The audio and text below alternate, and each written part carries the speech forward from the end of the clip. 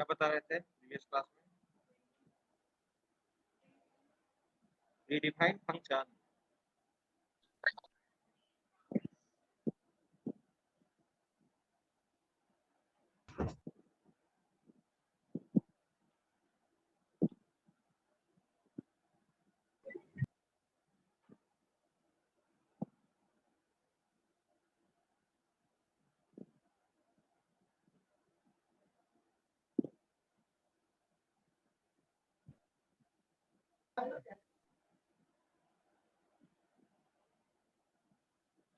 तो हम लोग देख रहे थे प्रीवियस क्लास में प्रीडिफाइंड फंक्शन।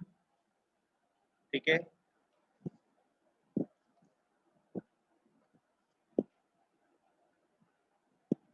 प्रीडिफाइंड फंक्शन में हम लोग स्ट्रिंग फंक्शन देख चुके थे, में भी मैथमेटिकल फंक्शन भी देख चुके थे। ठीक है, आज हम लोग देखने जा रहे हैं डेट एंड टाइम फंक्शन।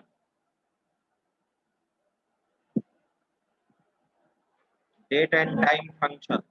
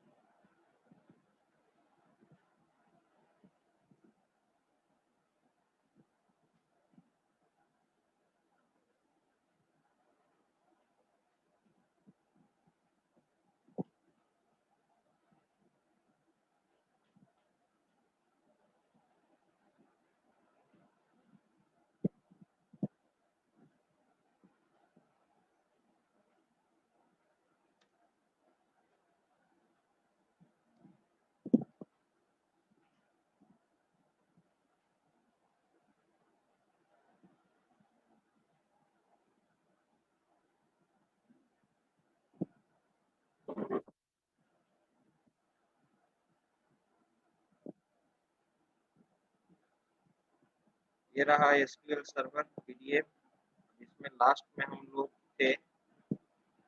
ये मैथमेटिकल फंक्शन हो चुका था, डेट एंड टाइम फंक्शन पढ़ना था। ठीक है,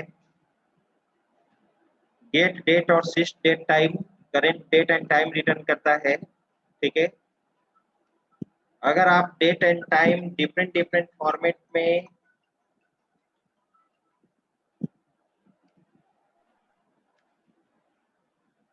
जैसे सपोज डेट अगर आप रिट्रीव करना चाहते हो, डेट का मंथ रिट्रीव करना चाहते हो, ईयर रिट्रीव करना चाहते हो, वीक रिट्रीव करना चाहते हैं, तो आप कर सकते हो। ठीक है, यहाँ पर देखिए एक फंक्शन है आपका डेट नेम। ठीक है, this function returns date and time in different format. इसमें दो पैरामीटर हम लोग पास करते हैं, वो दो पैरामीटर है हमारा डेट पार्ट और डेट। ठीक है, डेट पार्ट में कहने का मतलब ईयर मंथ। ईयर को तुम डबल वाई फॉर्मेट में भी लिख सकते हो। ठीक है, 4 टाइम्स वाई भी लिख सकते हो। मंथ के लिए आप डबल एम भी लिख सकते हैं, डबल एम भी लिख सकते हैं और एम भी लिख सकते हैं। 1 मिनट वेट कीजिएगा।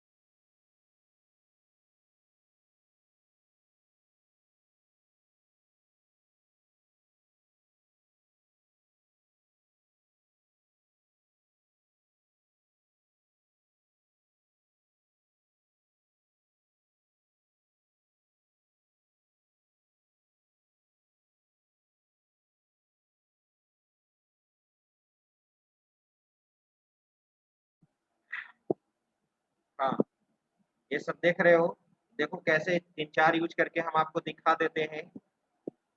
कैसे आप यूज कीजिएगा,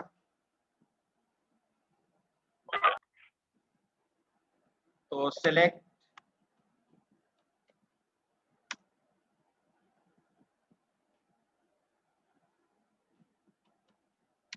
डेट नेम,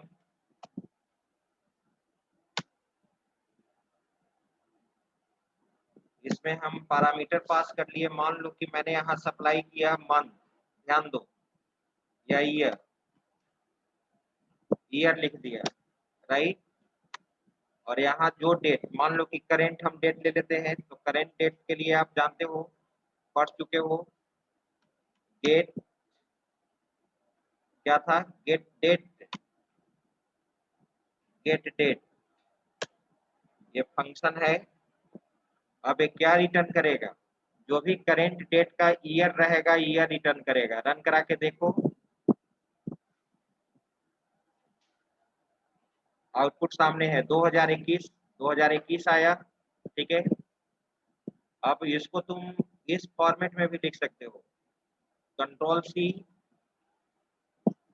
मैंने बोला था कि इसका एब्रिविएशन है ए, ईयर के जगह हम यहाँ पे डबल वाई भी लिख सकते हैं, ठीक है। ये भी वही आउटपुट आएगा, इसको भी आप एग्जीक्यूट करके देख लीजिए, राइट, वही आउटपुट आया। आप यहाँ पे ट्रिपल वाई भी लिख सकते हो, 4 टाइम्स वाई,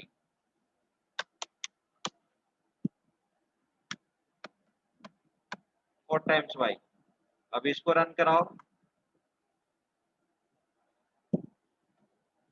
ठीक है, आउटपुट सेम।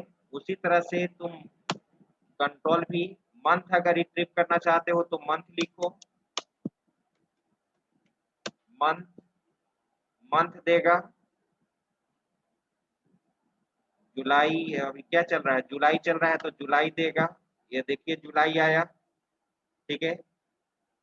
तो इसी तरह से आवर यूज करना चाहते हो तो आवर भी देगा, जितना वहां पर लिखे हैं आप चेक कर सकते हो। कंट्रोल भी, अभी जितना करेंट आवर हो रहा होगा आवर रिटर्न करेगा, ठीक है। एग्जीक्यूट, आवर 12, ठीक है, 12 आया। अभी 12:17 हो रहा है, तो 12 मिनट लिखोगे तो मिनट आएगा। आगे देखते हैं आप,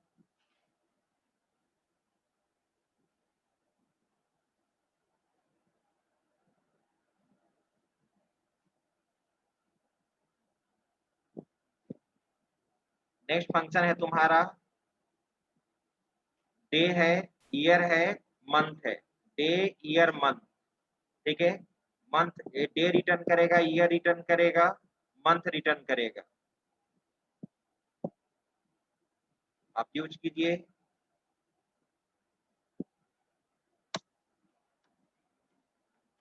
सेलेक्ट डे, और इसमें टाइम सप्लाई कर दो, डेट, यहाँ पे हम लोग लिखेंगे गेट डेट, राइट, रन कराइए। आ गया 16, आज 16 तारीख है। कंट्रोल सी, कंट्रोल भी,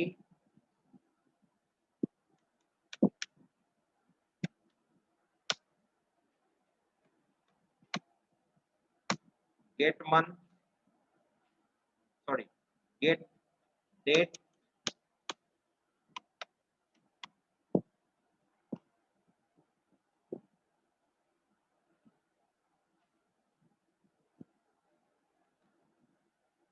ठीक है, मंथ था यहाँ पे,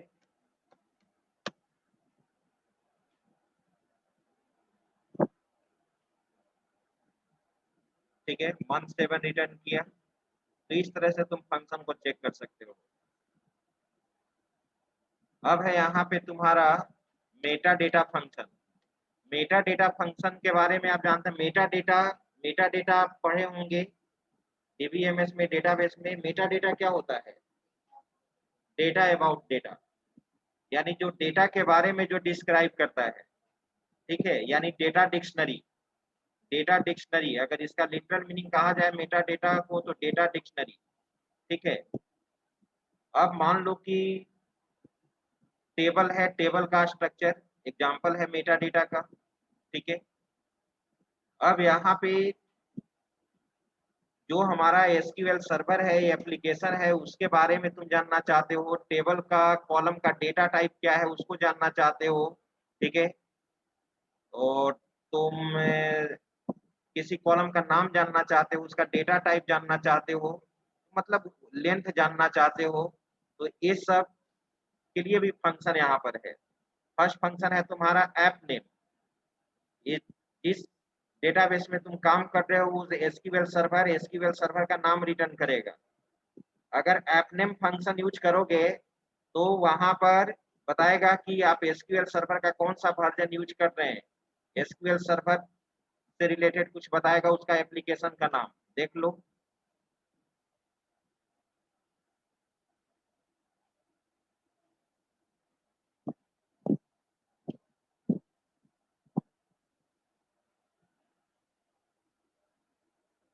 और एक चीज मैसेज देना था, मैं सोनी सर को भी बता दिया था, ठीक है, कि सर जिस बैच में जाएंगे वो अनाउंस कर देंगे। वो पाइथन वाला जो वर्कशॉप जो होने वाला है, ठीक है, ट्रेनिंग 2 सप्ताह का, ठीक है, वो सभी लोग भरिए, ठीक है। उसका सर्टिफिकेट आपको आगे भी काम आएगा। वो हम लोग भी कर रहे हैं, टीचर लोग भी, हम दिनेश सर ये सब जो भी हो, ठीक है, सोनी सर। तो उसमें जो कुछ डाउट होगा आप हमसे पूछ सकते हैं, रवि सोनी सर से पूछ सकते हैं, दिनेश सर से पूछ सकते हैं।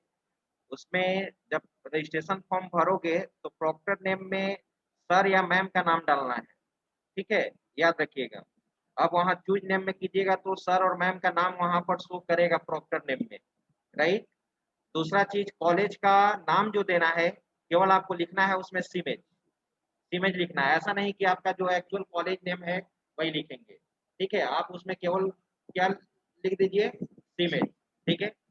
और बाकी एक अपलोड करने के लिए खोज रहा होगा आई कार्ड, ठीक है, जो आपका कॉलेज का आई कार्ड है वो अपलोड कीजिए। हम लोग भी अपना जो कॉलेज का आई कार्ड है वही अपलोड करेंगे वहां पे, ठीक है।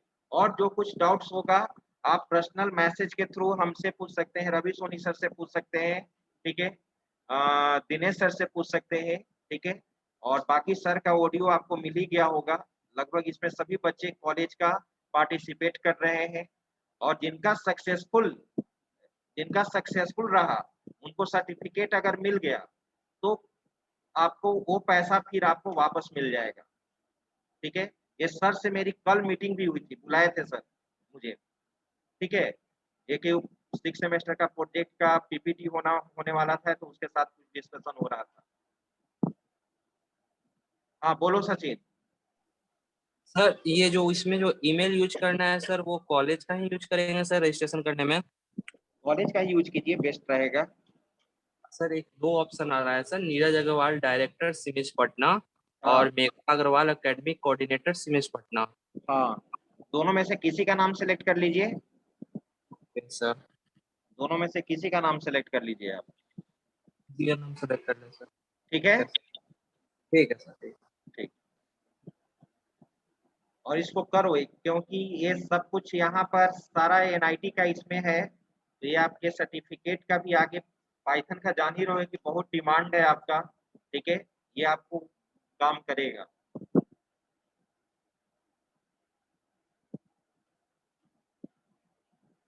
चलिए, तो हाँ, तो अब हम लोग यहाँ पर मेटा डेटा फंक्शन यूज कर रहे हैं। सेलेक्ट ऐप नेम, ठीक है, एप्लीकेशन नेम देगा। अब इसको रन कराओ तुम,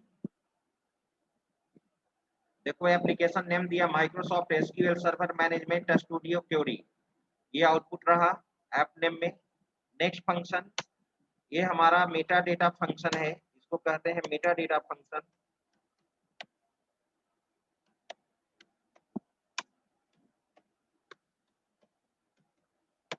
मेटा डेटा फंक्शन, ठीक है। और ये आपका एक तरह से डेट एंड टाइम फंक्शन था।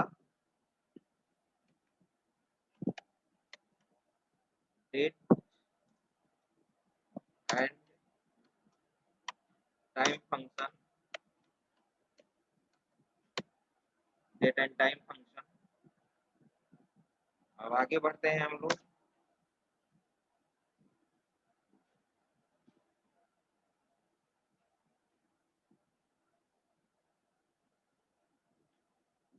ठीक है। एक कॉलम लेंथ, अगर किसी कॉलम के डेटा टाइप के साइज को जानना है तुमको, ठीक है, तो कॉलम लेंथ यूज करोगे। ये टाइपिंग मिस्टेक है, लेंथ का स्पेलिंग गलत है, वो आप सही कर सकते हो। तो यहाँ पर क्या देखो, सिंटेक्स क्या होगा, select column length, call length, table का नाम दोगे, टेबल का नाम दोगे, उसके बाद कॉलम नेम दोगे। जिस टेबल के कॉलम का डेटा टाइप का साइज तुम जानना चाहते हो, कॉलम के साइज को जानना चाहते हो, टेबल नेम मेंशन करना होगा और उस कॉलम का नाम मेंशन करना होगा। चलो देखते हैं, रन कराओ।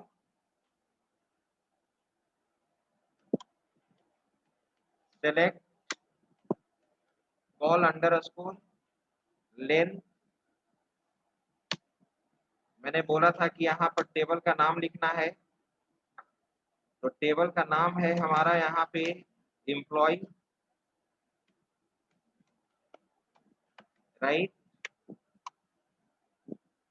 एम्प्लॉय के बाद है आपका कॉलम नेम, मैं देखना चाहता हूँ, यहाँ पर देख लो, यहाँ पर डेटाबेस में जाओ,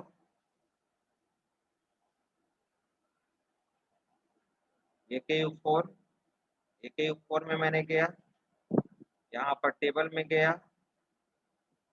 और टेबल में इसमें आए, यहाँ पे एम्प्लॉय टेबल में देख लेते हैं। कॉलम नेम देख रहे हो ना यहाँ पर, ई नेम, ई नेम का हैरकट साइज क्या है, 30 है, देख रहे हो तुम, यहाँ ई नेम लिख दो, ई नेम, ठीक है। अब इसको रिट्रीव करो,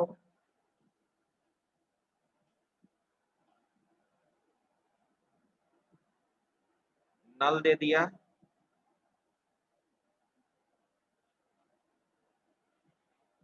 कॉल लेंथ 30 आना चाहिए था ना,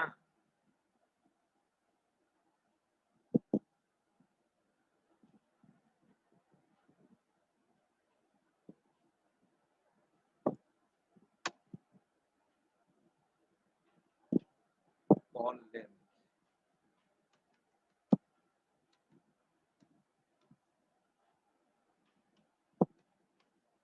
ई नेम। अच्छा, डेटाबेस सेलेक्ट नहीं है, डेटाबेस के कारण में भी हो रहा होगा। यूज सेलेक्ट कर दो, यूज क्या है, डेटाबेस नाम AKU4, AKU4। अब सेलेक्ट करके हम रन कराते हैं, मे भी उसी कारण से आ रहा होगा। अब नल नहीं आना चाहिए, अब 30 आना चाहिए, 30 आ गया, राइट। ठीक है, जिस कॉलम का वैल्यू तुम चाहते हो, ईमेल का देखो यहाँ 50 है, तो ईमेल लिखेंगे तो क्या होगा, 50। सैलरी इंटीजर टाइप का है, सैलरी दो, राइट, रन कराओ, ओके 4, ठीक है। अब चलिए, इसके बाद फिर देखो यहाँ पर PDF में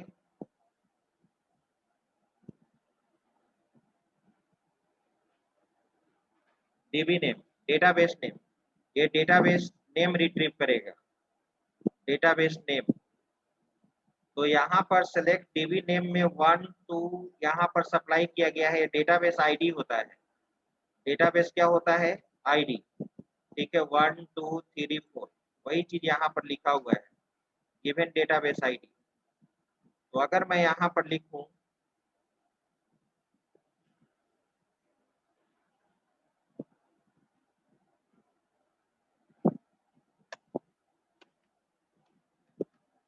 select db underscore name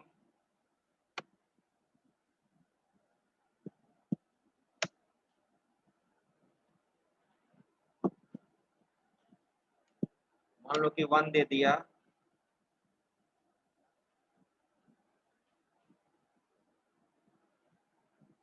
तो डेटाबेस नेम देगा मास्टर, 1 पे मास्टर है बाय डिफॉल्ट, मास्टर डेटाबेस। 2 दोगे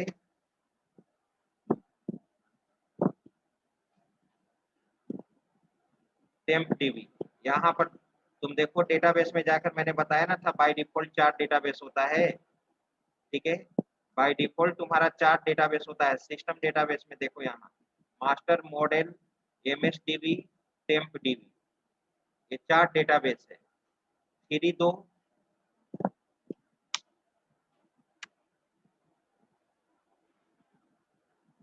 थ्री में रन कराओ, थ्री में मॉडल दिया मॉडल डेटाबेस नेम। हर डेटाबेस का एक आईडी भी होता है, हर डेटाबेस का एक आईडी भी होता है। डेटाबेस का आईडी भी रिटर्न करने का कोई फंक्शन होगा। एमएसडीबी चारों दे दिया, अब 5 देते हैं। 4 ही ना बाय डिफॉल्ट सिस्टम डेटाबेस होता है। 5वां में देखो कौन लेगा। 5वां में हो सकता है कि जो डेटाबेस पहले से डीसीसी जो पहले से बना हुआ होगा। देखो हम यहाँ पर डेटाबेस बनाए हैं, ये सब डेटाबेस हो सकता है कि AKU4, AKU5, BSEIT, CIMAGE, DCC final, AMU3 wisdom. मैंने सबसे पहले इसमें डीसीसी बनाया होगा तो डीसीसी दे दिया। अब यहाँ पर अगर हम 6 दे दिया तो हो सकता है कि जो पहले बनेगा उसका आ जाएगा। अब समझ गए, ठीक है। सीमेज बना हुआ है उसके बाद। अब नेक्स्ट फंक्शन देखो,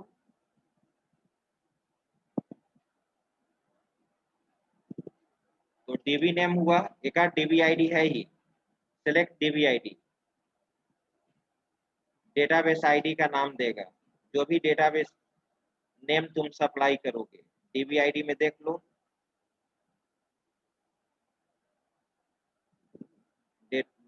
it returns the database identification number। नाम देना होगा ना, select dB ID,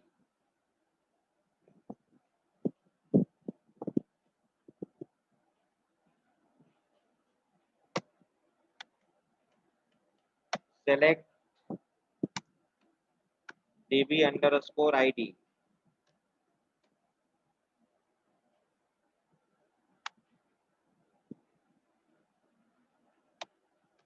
AKU4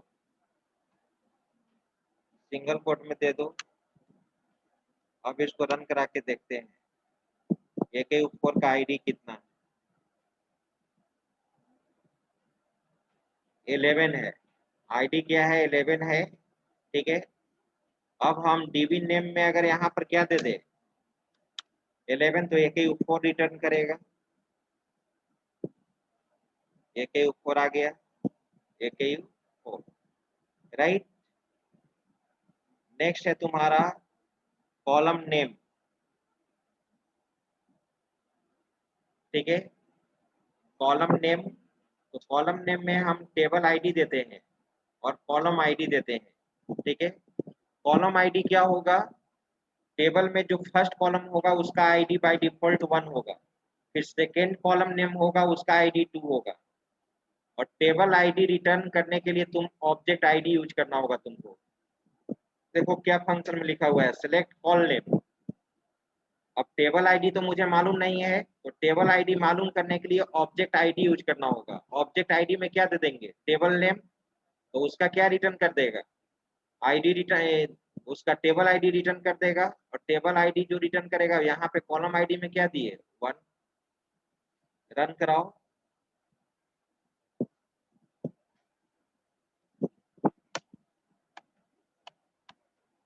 select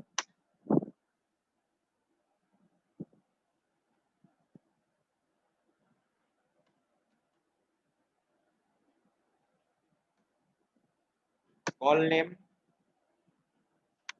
यहाँ पे तुमको ऑब्जेक्ट आईडी देना होगा, ऑब्जेक्ट आईडी,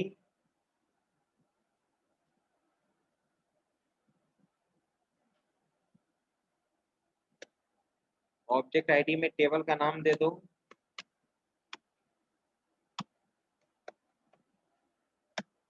एम्प्लॉय। इसके बाद तुम क्या दोगे, इस कॉलम का नाम, तो आईडी देना होगा। 1 दोगे तो क्या रिटर्न करेगा, ई आईडी। रन कराओ,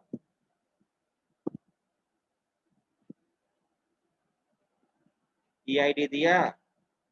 इसी तरह से बहुत सारा फंक्शन है,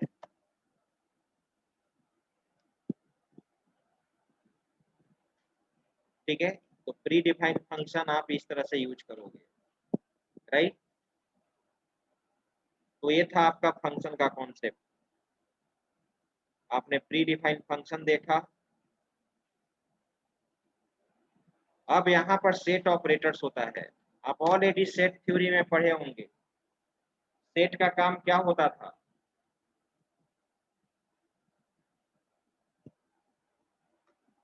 हाँ बोलो सर।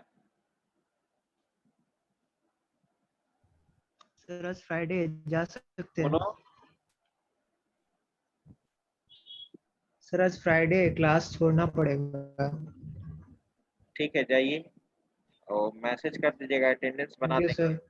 या तुम शुभम को मैसेज कर दो ना, शुभम मुझे अटेंडेंस, शुभम को भी बता दो।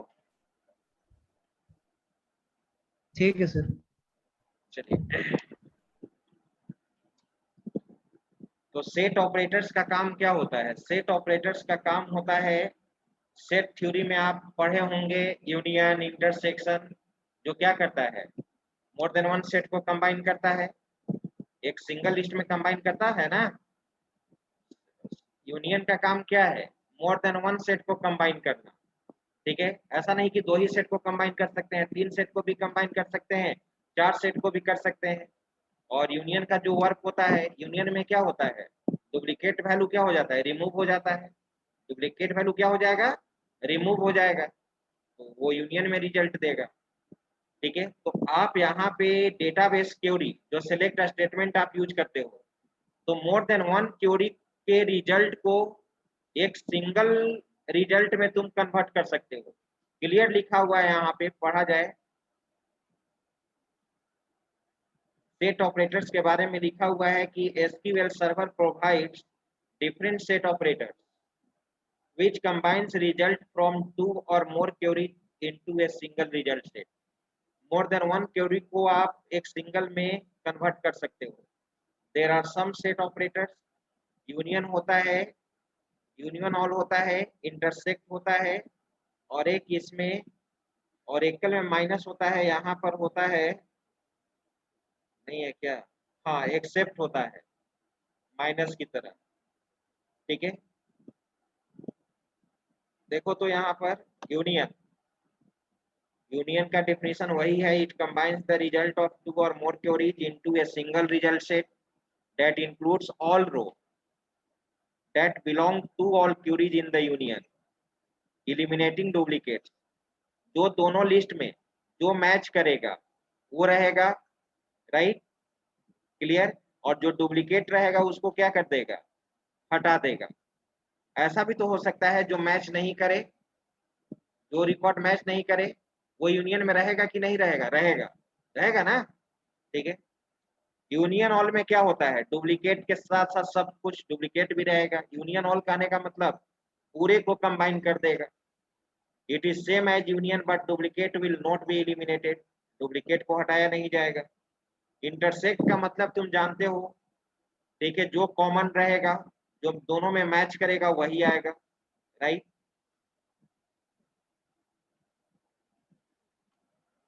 एक्सेप्ट यानी माइनस की तरह काम करेगा, एक्सेप्ट तुम्हारा माइनस की तरह काम करेगा, ठीक है। फर्स्ट वाले, मान लो कि फर्स्ट सेट है और दूसरा सेट है, जो मैच करेगा वो क्या हो जाएगा, रिमूव हो जाएगा। जो सेकेंड वाले लिस्ट में एलिमेंट है और फर्स्ट वाले लिस्ट में एलिमेंट है, सेकेंड वाला एलिमेंट अगर मैच कर गया, ठीक है, फर्स्ट वाले में, तो वो क्या हो जाएगा, माइनस हो जाएगा। और फर्स्ट वाला जो बचा हुआ रहेगा वही तुम्हारा क्या देगा, रिजल्ट देगा, वही लिखा हुआ है। It returns any distinct values, distinct मतलब unique values from the left query, left कहने का मतलब फर्स्ट सिलेक्ट स्टेटमेंट, ठीक है, that are not found on the right query, जो राइट क्वेरी में अवेलेबल नहीं रहेगा। आइए मैं चारों को प्रैक्टिकली यहाँ पर बताना चाहता हूँ, ध्यान दो। हम लोग यहाँ पे इंप्लीमेंट कर रहे हैं सेट ऑपरेटर्स।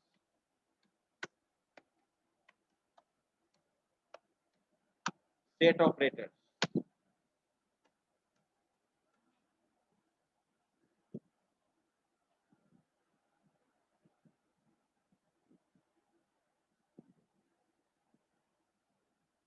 जैसे देख लो डिपार्टमेंट 10 में काम करने वाले वर्कर्स, देखो ध्यान दो, सेलेक्ट पोस्ट फ्रॉम एम्प्लॉय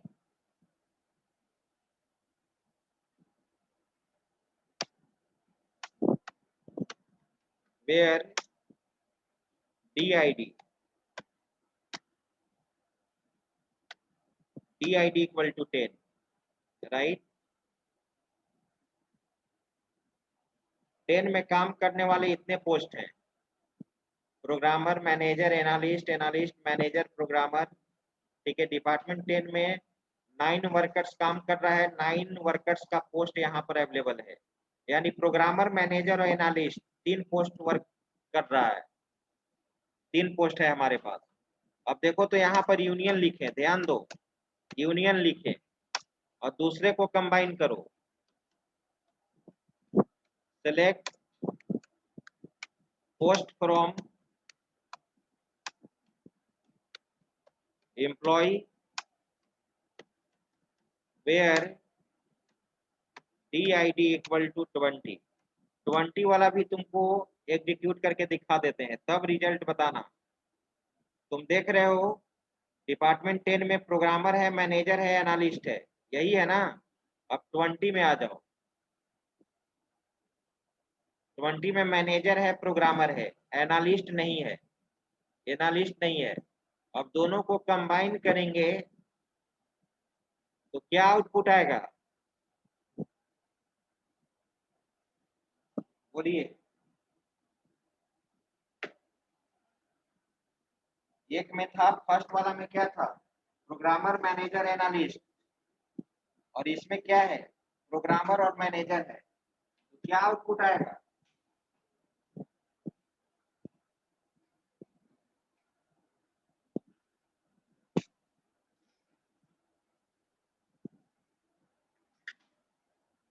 बताओ।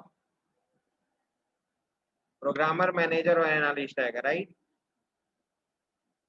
रन कराओ, वही 3 वैल्यू आएगा, आया एनालिस्ट, मैनेजर, प्रोग्रामर, 3 वैल्यू आया। और यहाँ पर यूनियन ऑल कर दे तो क्या होगा,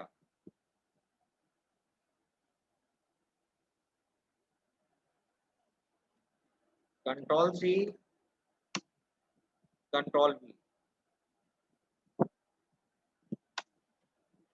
यूनियन ऑल कर दे तो जितना फर्स्ट डिपार्टमेंट 10 में जितने वर्कर्स का पोस्ट था और डिपार्टमेंट 20 में जितने था, सबको क्या कर देगा, कंबाइन कर देगा, कर दिया कंबाइन, राइट। अब इंटरसेक्शन का बताओ, यूनियन के जगह हम यहाँ पर क्या कर दें, इंटरसेक्ट, इंटरसेक्ट क्या होगा, मैनेजर और प्रोग्रामर जो मैच करेगा, जो मैच करेगा। और अगर मैं यहाँ पर ये लिख दिया तो ये देखते हैं कौन बताएंगे क्या आएगा, नहीं सुनाई दिया, एनालिस्ट आएगा। एनालिस्ट इसलिए आएगा कि डिपार्टमेंट 10 में काम करने वाला वर्कर्स कितना था, एनालिस्ट था, प्रोग्रामर था, मैनेजर था। और डिपार्टमेंट 20 में काम करने वाला केवल मैनेजर और प्रोग्रामर है, एनालिस्ट नहीं है, ठीक है। तो मैनेजर और प्रोग्रामर क्या हो जाएगा, माइनस हो जाएगा, बच क्या गया, एनालिस्ट, तो एनालिस्ट होगा।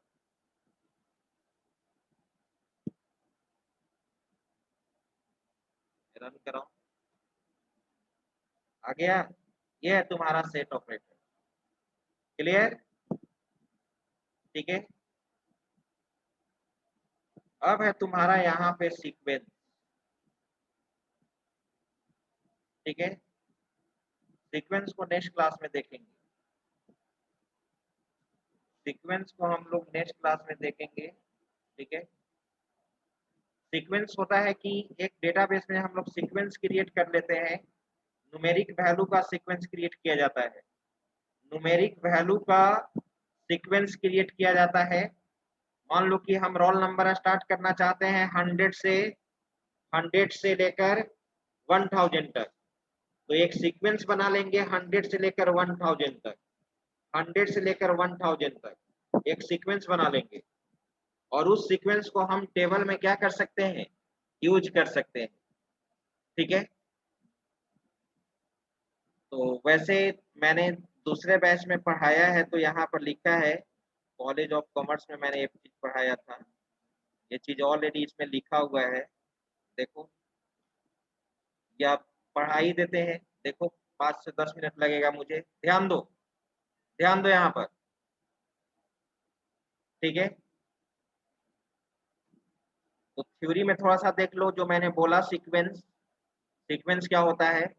सीक्वेंस एक डेटाबेस ऑब्जेक्ट होता है। सीक्वेंस एक डेटाबेस ऑब्जेक्ट होता है जो एक न्यूमेरिक रेंज जनरेट करता है। न्यूमेरिक वैल्यू का एक रेंज क्रिएट कर सकते हो, एक सीक्वेंस क्रिएट कर सकते हो।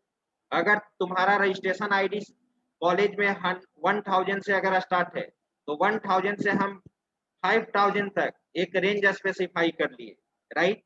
अब उसी सीक्वेंस को हम लोग यूज करेंगे। ठीक है, तो यहाँ पर क्लियर लिखा हुआ है सीक्वेंस के बारे में। It is a database object, ये भी टेबल और व्यू की तरह डेटाबेस ऑब्जेक्ट है, which was introduced in SQL Server 2012, used for generating a sequence of numeric values according to requirement, right? जैसा रिक्वायरमेंट है उसके अनुसार तुम न्यूमेरिक वैल्यू यूज कर सकते हो।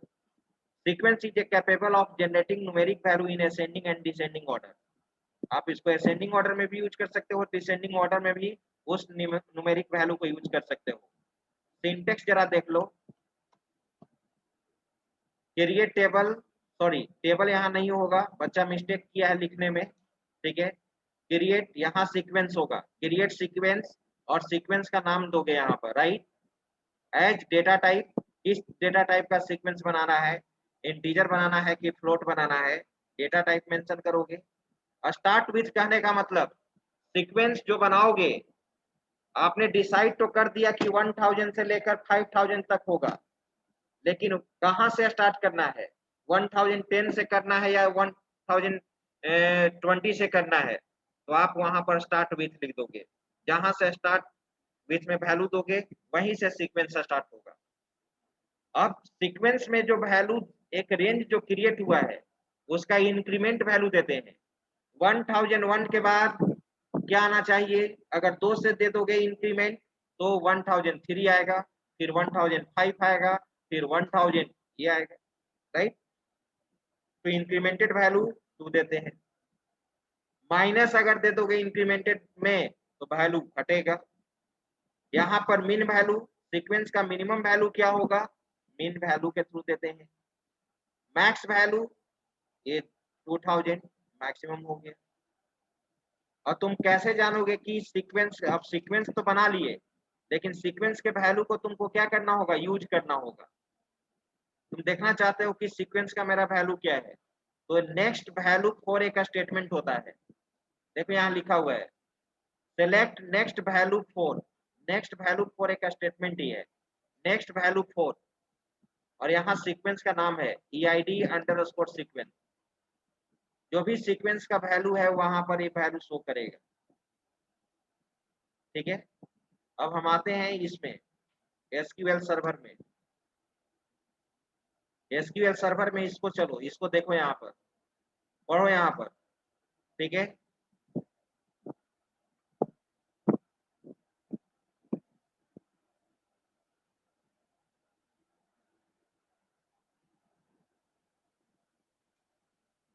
यहाँ पे ऊपर लिखा हुआ है कि create a sequence as named roll sequence, roll underscore sequence, एक सीक्वेंस बनाना है, रोल सीक्वेंस के नाम से एक सीक्वेंस बनाना है, रोल सीक्वेंस के नाम से एक सीक्वेंस बनाना है which generates integer type range from 1000 to 5000। जो वैल्यू जो जनरेट करेगा तुम्हारा 1000 से लेकर 5000 तक वैल्यू जनरेट करेगा, राइट। तो मैं सबसे पहले इस सीक्वेंस को डिलीट कर देना चाहता हूं। ये बना हुआ है, ये ड्रॉप सीक्वेंस, जिस तरह से टेबल व्यू ड्रॉप होता है, ड्रॉप सीक्वेंस लिखोगे और रोल अंडरस्कोर सीक्वेंस लिखोगे, तुम्हारा सीक्वेंस क्या हो जाएगा, ड्रॉप हो जाएगा। अच्छा, इसको कनेक्ट करना पड़ेगा।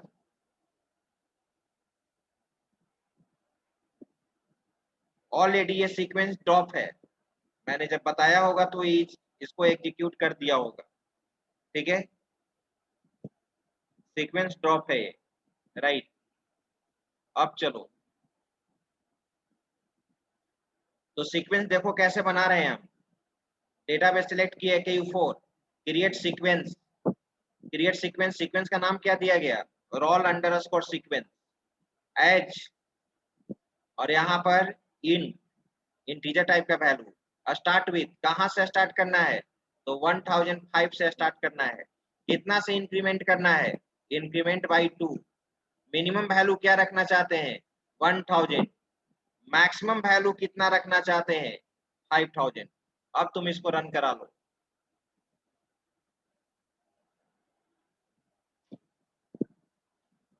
रन कराओ, execute. Command completed successfully, sequence बन चुका। अब उस सीक्वेंस को तुम यूज कैसे करोगे, पढ़ो यहाँ पर, how to display the current value of sequence. उसके लिए नेक्स्ट वैल्यू 4 यूज किया जाता है। This statement is used to display current value of sequence.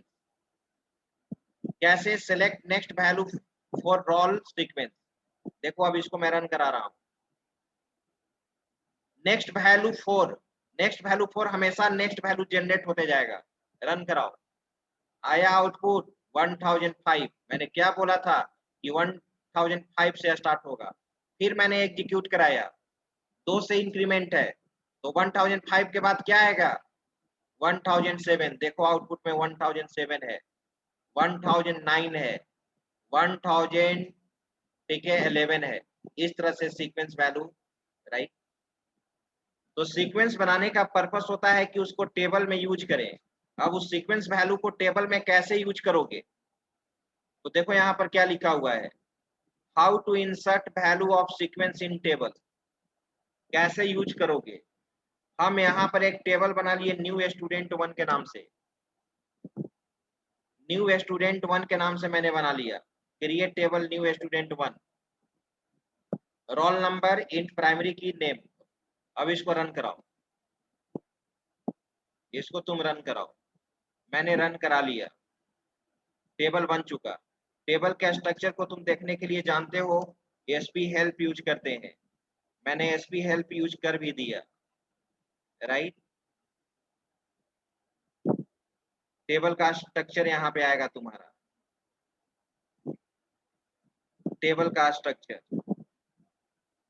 Table का स्ट्रक्चर तुम देख रहे हो, रोल नंबर और नेम, ठीक है, यहाँ पर। अब इसमें वैल्यू तुम इंसर्ट करो। देखो सीक्वेंस से कैसे वैल्यू इंसर्ट होगा, देखो क्या हम लिखे हैं, insert into new student 1 values, roll number. अब कैसे यहाँ देंगे, देखो यहाँ पर क्या लिखा हुआ है, नेक्स्ट वैल्यू, सीक्वेंस से वैल्यू आना चाहिए, नेक्स्ट वैल्यू 4 के बाद डॉट लिखा हुआ है और सीक्वेंस का नाम है next value 4 dot roll sequence. तो रोल सीक्वेंस का जो भी नेक्स्ट वैल्यू होगा वो रोल नंबर उसका हो जाएगा, और नाम में मैंने यूज किया यहाँ पर चंदा, ठीक है। तो इस पे इंसर्ट किए हम, इसको मैं रन करा रहा हूं, देखो तुम, एग्जीक्यूट, 1 रो अफेक्टेड। अब तुम रिकॉर्ड देख लो,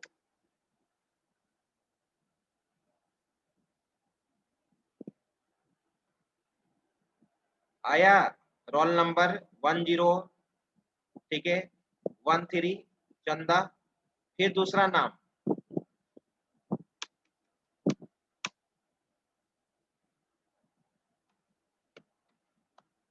राहुल, फिर मैंने इसको रन कराया, ठीक है।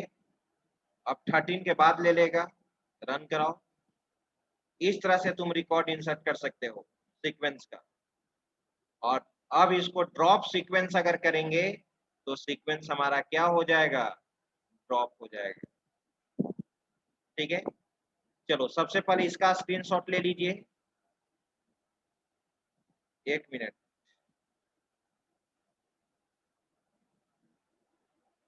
इसका स्क्रीनशॉट ले लीजिए।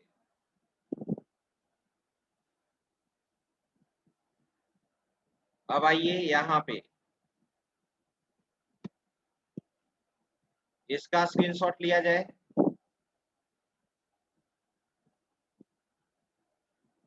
साइज कम कर देते हैं क्योंकि कटेगा। फिर से स्क्रीनशॉट इसका ले लेना, 100% दे दिए। इसका स्क्रीनशॉट ले लो। अब नेक्स्ट क्लास में हम बताएंगे इंडेक्स, एक इंडेक्स बताएंगे और एक ट्रिगर बताएंगे, लास्ट टॉपिक। उसके बाद एसक्यूएल सर्वर को समाप्त करेंगे। फिर अब आगे जो भी ऐड ऑन स्टार्ट होगा, अब अगला सेमेस्टर का जब क्लास स्टार्ट होगा तो उसमें मैं तो पढ़ाऊंगा ही VB.NET, तो वहां पर अब मुझे एसक्यूएल सर्वर बताना नहीं पड़ेगा, क्योंकि आप ऑलरेडी एसक्यूएल सर्वर में काम करना आप जान गए। टेबल कैसे बनाते हैं, रिकॉर्ड इंसर्ट अपडेट डिलीट ये सब कैसे करते हैं, क्योंकि .NET को हम ज्यादा है कि एसक्यूएल सर्वर से ही यूज करेंगे, ठीक है।